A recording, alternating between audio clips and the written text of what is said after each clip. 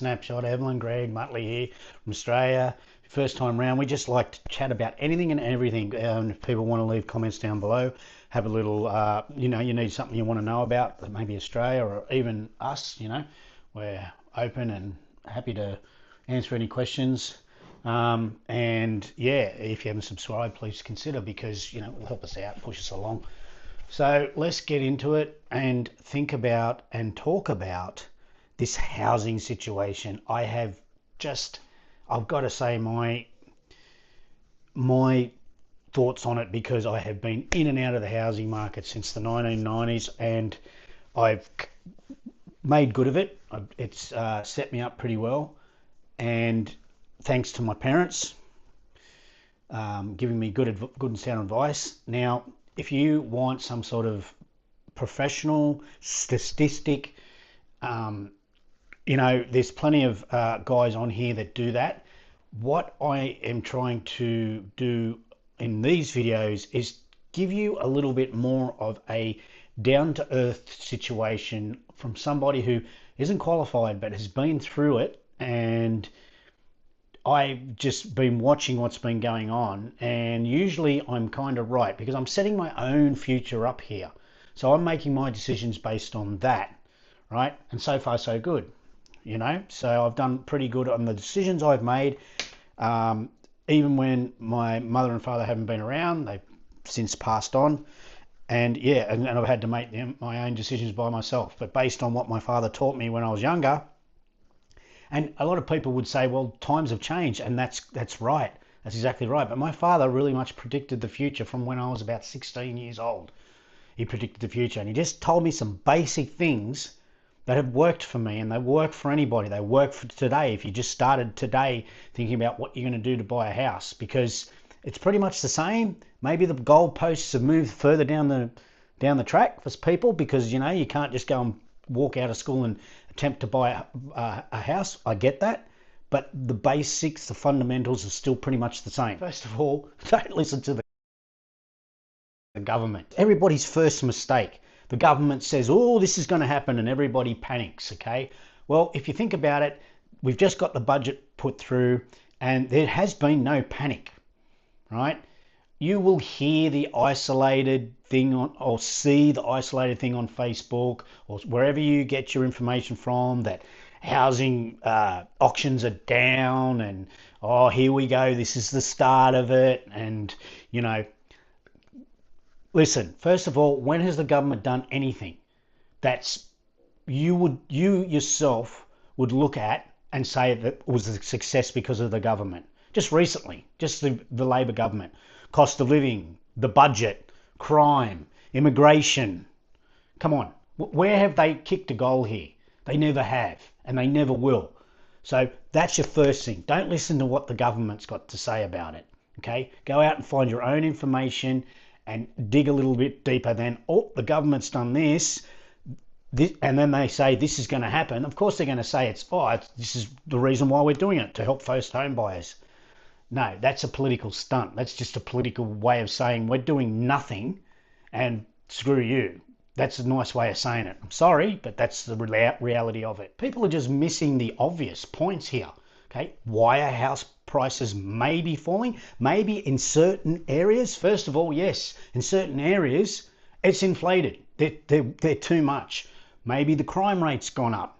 Okay, that's a big thing. People look at these statistics. Maybe a school closed down, or a school is full, so people go and look at that area and go, oh, the schools are really nice here. Well, the schools aren't taking any more students, so they're thinking to themselves, well, we can't really live here. There's so many factors when it comes to house prices maybe coming back a bit, and it happens every year. It's got nothing to do with the negative gearing changes or the CGT changes. Yes, that has a little bit of an effect.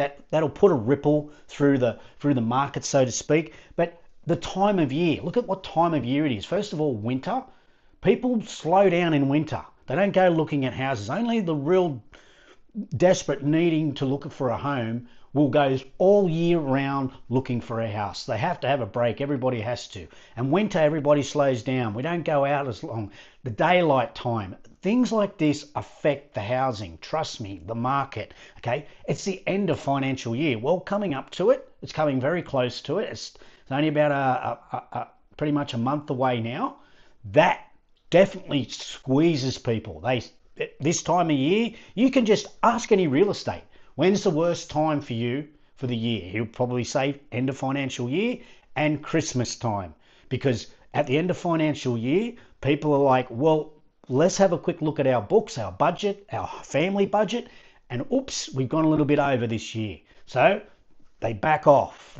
They pull the purse strings. Okay, it's like I said, it's winter, so that really does affect people's movement and going out and looking at a house that maybe is an hour and a half drive away. They just tend not to do as much as they do in summer. And when it comes to looking for houses, that's included. That situation is included.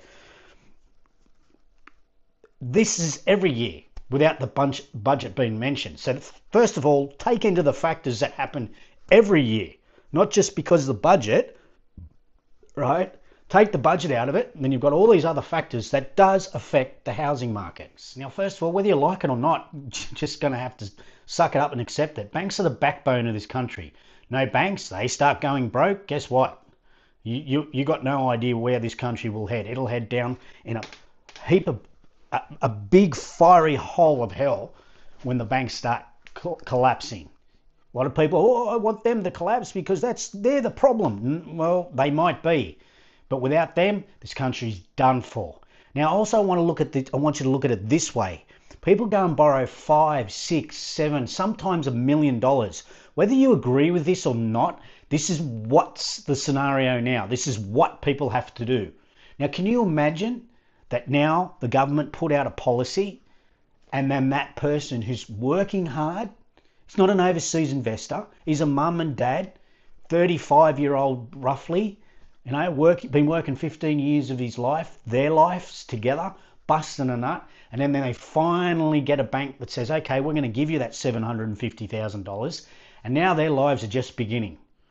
The painful part, to pay this house off. What, you think that those people now deserve a drop in the market? They borrowed $750,000. They put $200,000 on $1 million property. And now because of someone else who can't afford that property, that person should suffer. They should suffer. Their house now is only worth $750,000. Do you think the bank's just going to say, that's right, all right, Mr. and Mrs. Jones, we will drop your line of credit, the amount you've borrowed, and adjust to these government policies? Absolutely not. So think about at least 75 to 80% of the market as we know it is that person, that mum and pup who's just trying to buy up their first home. They're not an overseas investor. They're not cashed up. So what, you're going to tell them now? Have a look at some of these comments. People want the market needs to crash. You've got no idea what you're saying. That you're saying that to the people that are working the hardest, doing the right thing, busting themselves. They're not out there living the life. They're just scraping by like you, be that they're not a renter, they're in a house. That's about the only difference. Everything's still the same, working 60, 70 hours a week, feeding a family, paying their bills, just getting by, but they've got one step more than you. Yes, they own a home. Well, the bank owns it. What, you're going to turn around and tell those people now? Guess what? Your house is only worth $750,000 because a new home buyer can't afford it. You know how silly that sounds? I'm sorry, but someone's got to luck out here. You either get on top, right, and get your stuff done, no matter how you can do it, or you fall behind. Sorry, that's just life. But you can't make those people suffer, because then again, just like the banks crashing, if that part of the housing market crashes, that's 75% of it. You're not going, you yourself then, okay, let's just say that the housing market does drop 75% and you get to buy that house. Well, guess what? That now $250,000 house that you've bought within a year's time will only be worth $150,000. The spiral doesn't stop because you now can afford a house. Think about it. This argument about overseas investors. I think 2024, 2025, have a look at the stats there. I don't think it's even 5% of the whole of I think it's $14 trillion housing market, not even 5. I think it's 3%. is overseas investors. Now people say, well, that's 3%. That's a huge chunk of it. You're missing the point. There is no way a first home buyer and a overseas investor is at the same auction. That is extremely rare. Okay, do you want to know why? It's very simple. An overseas investor is at the top end of the market. They're going to have a look at a house that's 5 million, 6 million, 10 million. No first home buyers at that auction. Okay, when you see a bunch of people around a house that's around $1 million, I'm talking Sydney here, when you see that, they're all first home buyers. Maybe, just maybe there'd be one or two, or maybe, okay, let's say 50-50 of a mum and dad investor, an Australian that already just paid off their house and looking to buy an investment property. Yes, I'll give you that. But they don't have much more money than the first home buyer. Most properties that first home buyers can afford, they are competing against other first home buyers. They definitely are not competing with a cashed up overseas investor who's just got money, he can just throw it around like nothing. Mate, an overseas investor is not buying $1 million home, $1.5 million home. Yeah, in the rare occasion, maybe, but they are looking at the market that the first home buyers cannot afford. I'm just telling you the reality, all right? I'm not making the rules. It's just fact. Think about it, what the situation is. Don't get in amongst this government spin, because the reality is way, way, way away from government garbage that you hear they spin up. It's incredible. I've lived this for the last 35 years. I've seen what happened, and I've never ever walked in and been in an auction and there's a guy there that's pulled up in a, you know, a limousine or something like that, you know, and or, you know, just got out and just started flashing money and just going, yep, bidding, yep. That just never happens. Every single place I've been to, I've auctioned at $1 million homes. I've been at auctions to $5 million homes. There is a difference of what happens and who's there, okay? It's obvious by the clothes they wear, the cars that turn up. It's obvious, okay? So get that out of the equation that, oh, overseas investors are ruining the market. They're less than 5% of the market anyway, and they're definitely not going after the first home buyer's house. Definitely not. Last point I want to make, and this is a big point for somebody out there that is buying a first home buyer. You are missing something that you really need to make concerns of. Now I'm going to put a guy up here. He is there. He is a building inspector and he's got a YouTube channel, and the guy is he's a weapon when it comes to, you need this guy or you need this type of guy, but you're not going to get it. He's probably booked up for years because he's so good at his job. But the quality of building now you want to buy a new home, everybody wants to do that. Well, I've got some news for you.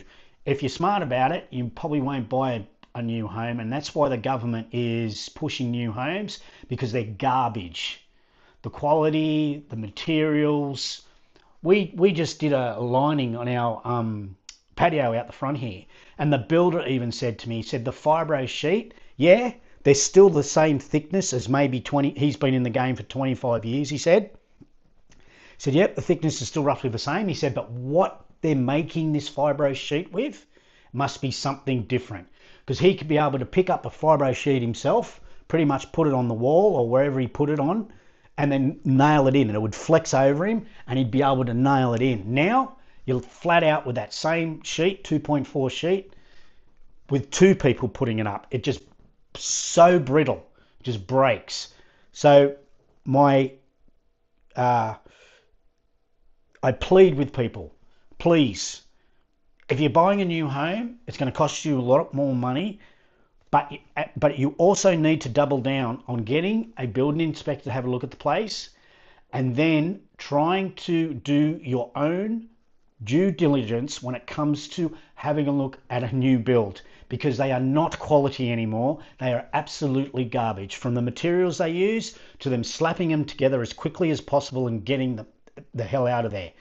If you don't believe me, have a look at this guy's YouTube channel. It'll answer all your questions. You will be blown away. We're talking people who have spent millions on a build, and the place is basically, you can't even live in it. He comes through from electrical wiring to how they put the joists in the roofs, to the rainwater heads, to the guttering. It's just a shambles, an absolute shambles. And this guy's making a career on YouTube out of it. It's unbelievable. And he's one of the really good guys, the diehards that was in there because of the homeowner, not because of the developer. And then the shonky things that are going on because the builder knows the inspector, right? There's something that you should be thinking about. Get your builder, get an independent inspector. If the builder tells you, oh, I've got an inspector, do not do that. Get your own inspector and get him from somewhere, just, if not around the area, if you can, somewhere a little bit further away, and he might cost you a little bit more, but he's not going to be, how do I put this? He's not going to be biased towards the builder because he knows him. It's his brother or something like that. So there's another little trick that they're doing now. The house gets built, it gets inspected by a builder, and the brother is the inspector who comes through and goes, oh yeah, and then and it's just a shit fight. What happens after that, when you start finding things, problems with the place you've just bought, and then your legal, how much legal pull you've got to try and get these guys to compensate you or give you what you're entitled to, what you paid for, is an absolute nightmare. And in Melbourne, Victoria, it is well and truly stuffed. It's incredibly bad. So I'd be looking at a house that's about, 90s built. This house here was 1985, and it's brick. It had aluminium windows, and it didn't look too bad. And it was a holiday home. So it wasn't very well lived in, and it had been renovated about 10 years prior to me buying it. So it had a brand new kitchen, 2 brand new bathrooms, 10 years prior to me moving in. It ticked boxes. Just little things like that. It's going to help you out in the long run, and you're not going to buy a lemon. Hope that helps everybody else. Look, I'd love to give you answers that, it's going to fix your problems. It's going to make everything rosy and wonderful for first home buyers. You've got to realise the reality that, first of all, governments aren't going to help you. You've got to help yourself, and things aren't going to get any easier or cheaper. And if they do, trust me, you're going to be sucked in to the spiral of all of us going down the gurgler. It won't be like, oh, people bought a $2 million home and now they're only worth $1 million, and first home buyers get a kick into the no. Eventually you will suffer that as well. We will cop some of that flack from the market crashing.